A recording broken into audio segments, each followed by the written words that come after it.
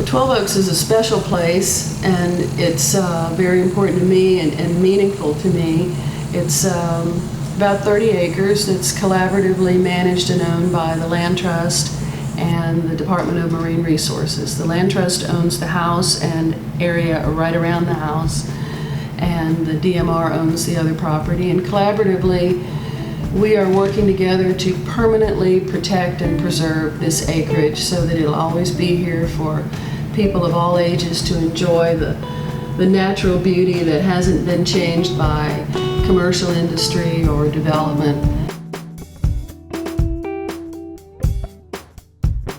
I learned about 12 Oaks during my work with the Land Trust for the Mississippi Coastal Plain, and of all the many great places that that organization holds under protection that have historic value, this one touched me the most.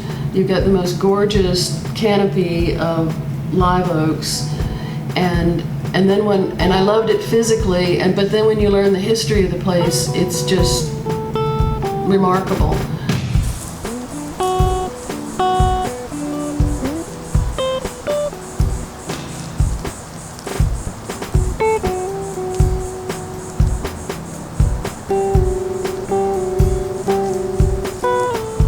This acreage was originally deeded to a woman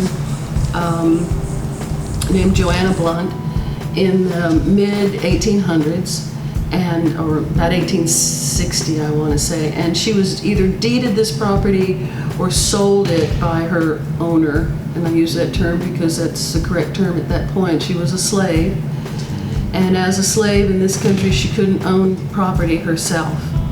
And so one story says that her owner, out of loyalty and gratitude for her service to the family, deeded her this acreage.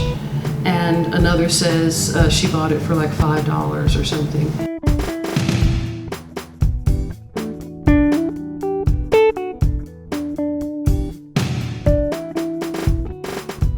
But she owned this property before she was legally allowed to be a property owner. And when she was emancipated, she and her husband moved here.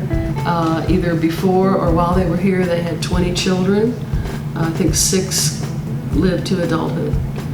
And while she was here, they built a house here, raised their family, and in a few years, I'm thinking it's around 1880s, the woman who had been her owner, Lena James, had lost her husband and her resources during the Civil War, and she turned to her former slave to come here and live with that family.